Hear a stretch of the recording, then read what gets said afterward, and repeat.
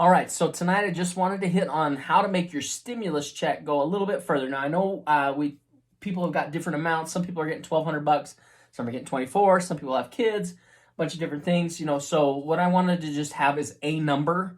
So right now I'm just going to roll with 24. Okay, so let's say that you've got $2,400 that the government is giving you, and you go in and you deposit that, or they deposit it for you into your checking account. Okay, so we'll just say checking.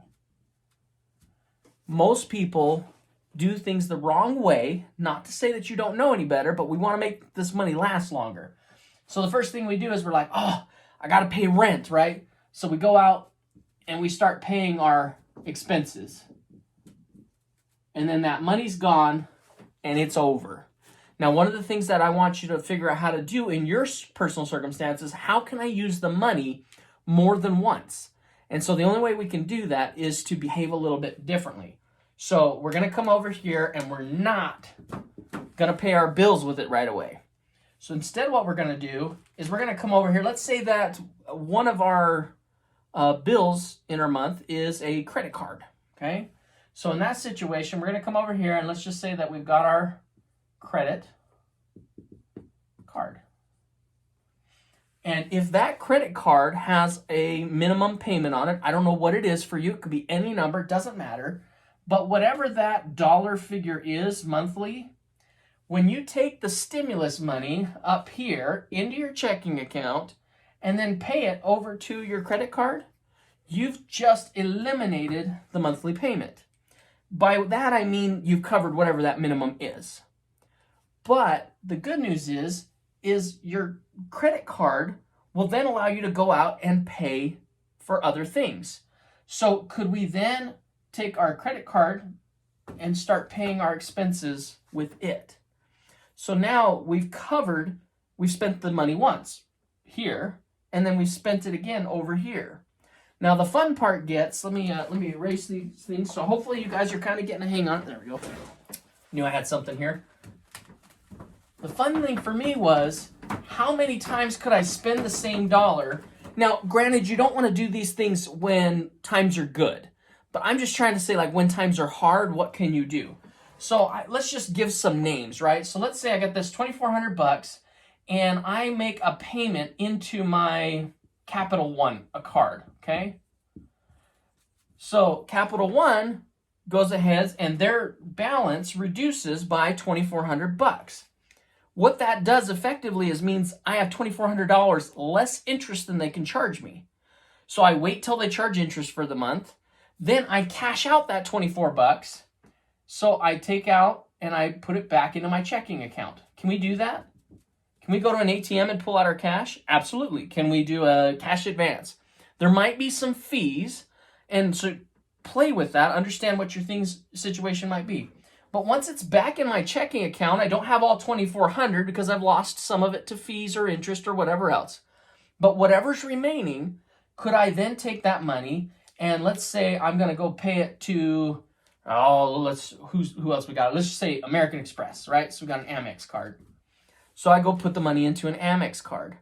Well, then I wait till that has covered for the interest, and then I pull the money back out into my checking account. And hopefully this is staying on screen. It looks like we are, okay? So now I've used the dollar how many times? I've used it once here. I've used it twice here. And let's do the same thing. Let's go, we're going to kind of, if you guys follow my arrow here, I'm doing such a wonderful job. But then I go ahead and pull that money and I pay to something else. So let's just say MasterCard, whatever that MasterCard is. Could you do this over and over again? You absolutely could. Now, again, not a highly recommended avenue when times are good. We want to be able to use that money. If you could deposit it in one place and leave it for as long as possible, and then use that to then go out and pay, your living expenses and your bills, that's fine. But every time I put that money into something, let it reduce interest, pull it back out, and use it again, that dollar is being spent once, twice, 3, 4, and effectively we're making the buying power of that $2,400 go up. Do we get it? So I wanted to keep it pretty simple. but just wanted this concept of, I don't know your circumstances. Maybe you're doing great and this isn't for you.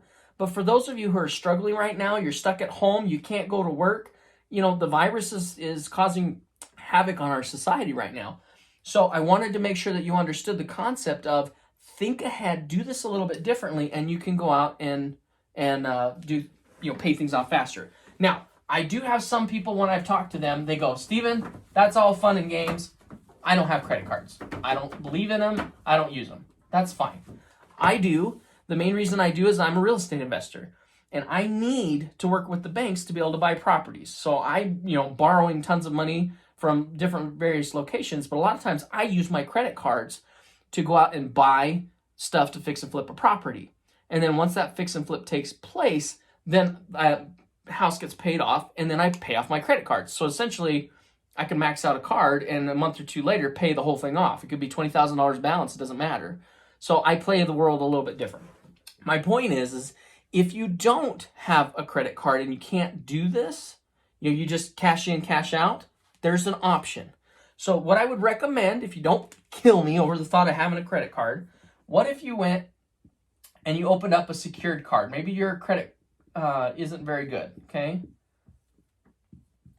So a secured card doesn't matter what your credit is. It just says, hey, if you put $2,400 towards that secured card, the bank's going to lend you $2,400 in available credit, okay? So in that situation, you could effectively, let's say you're doing okay, I could take a higher interest debt. Let's just say this is at, I'm going to use numbers I used in another example the other day, 21% interest. And I've got a loan sitting out here, and that loan is at 6% interest. Something I've learned is that loans and lines have completely different ways of calculating interest. I like to use Fahrenheit versus Celsius as a way to compare that. And again, I don't mean to repeat myself for those of you who've watched some of our recent videos, but some of you are new and I just got to cover it. So if we look at Fahrenheit and Celsius, you know, 0 degree Fahrenheit and 0 degree Celsius are completely different temperatures because the scales of the way they're arranging that is different. And it works the same way when it comes to credit cards and loans. So a loan over at 6% interest is actually more expensive than a secured credit card. And I would love to pull out my phone and show you an amortization calculator that calculates this all out, but I just hope you guys will trust me for a second and understand the quickest way to tell if you want to compare the interest rate on a loan to a line of credit is this. Take your 6%, times it by 2. So in this case, that's 12. Then add a 0 to the end.